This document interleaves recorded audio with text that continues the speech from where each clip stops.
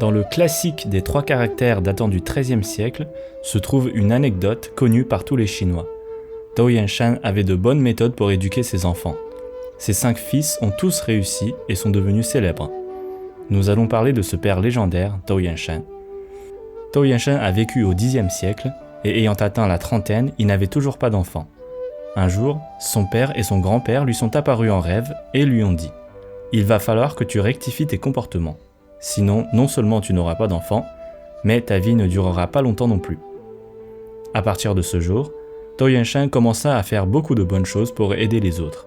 Il a fait des économies pour créer une école afin de contribuer à l'éducation locale et les gens pauvres n'étaient pas obligés de payer pour y étudier.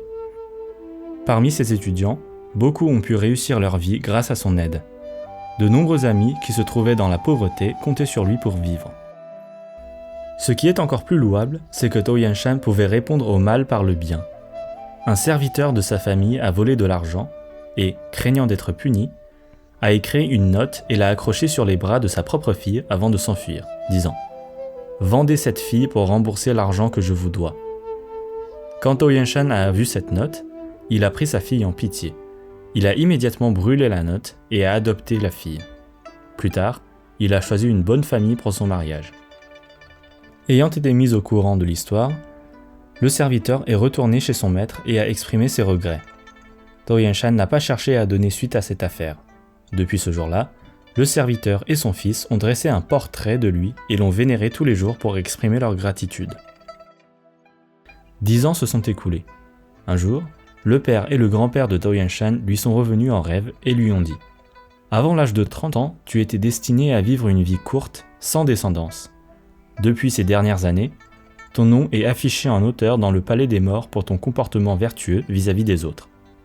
Maintenant, ta vie est prolongée de 36 ans et tu obtiendras 5 fils, tous bons et accomplis.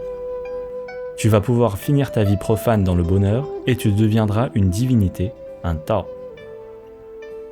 Un jour, à l'âge de 82 ans, après avoir pris un bain et changé de vêtements, Dou Yanshan a salué sa famille et est mort sereinement pendant que les autres gens parlaient autour de lui dans une atmosphère conviviale. Ses 5 fils et 8 petits-fils étaient tous hauts fonctionnaires dans la cour impériale. Ses fils étaient en plus tous lauréats de l'examen impérial et surnommés les 5 dragons de la famille Tao. Dans le traité historique L'Histoire des Song, nous trouvons un commentaire disant que le peuple de l'époque pensait que la raison pour laquelle la famille Tao est devenue si grande et noble était due à la fois à de bonnes méthodes d'éducation familiale et à la grande vertu de Dou Yanshan.